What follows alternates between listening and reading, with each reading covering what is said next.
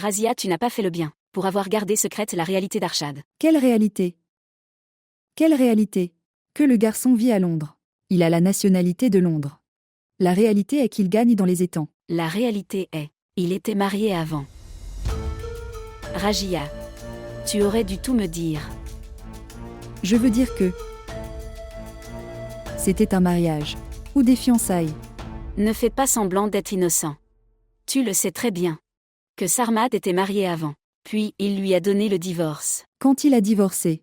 Alors que reste-t-il derrière? Il est resté 2 à 4 semaines. Puis il a divorcé. Soit il est resté 2 semaines ou 4. Tu aurais dû nous le dire. Ok, maintenant dis-moi. Après une semaine du mariage du Rouge. Qui a posé cette question? Zara l'a dit à Samy. C'est ce que je disais. Qui a soulevé cette question? Tout ce poison est à cause de la sœur de ton mari. Zara est devenue jalouse de la journée. Quand Sarmad était marié à Urouge.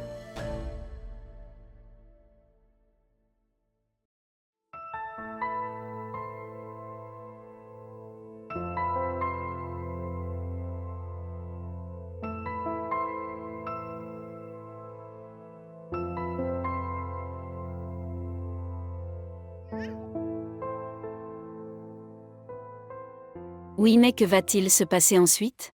Samy est très en colère et inquiet. Chérie, je te l'ai déjà dit. Reste loin de ta belle-sœur. Elle ne laissera jamais cette relation prospère.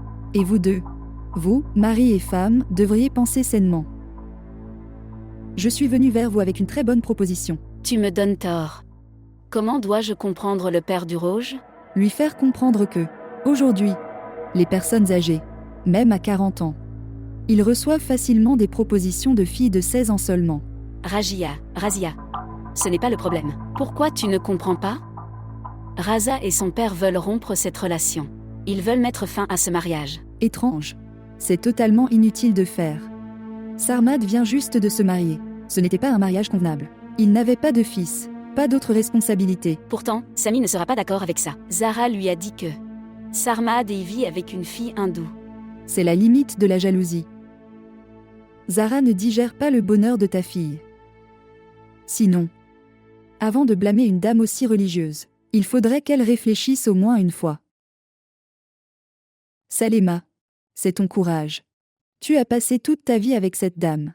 Votre fils et votre mari l'écoutent tous les deux. Mais pour ma fille, je n'écouterai personne. Tu ne devrais pas avoir à écouter. Urouge est ta fille. Alors demande à Zara, si Sarmad vit avec une fille là-bas. Alors pourquoi sa mère Akela est-elle revenue au Pakistan? Pourquoi t'a-t-elle demandé? Pourquoi Sarmad ne resterait-il pas avec cette dame? Ce n'est pas un enfant. Qui obéit écoute sa mère. Tu dis bien. Mais je suis très inquiet. Ton problème ne peut être résolu que par Jahangara.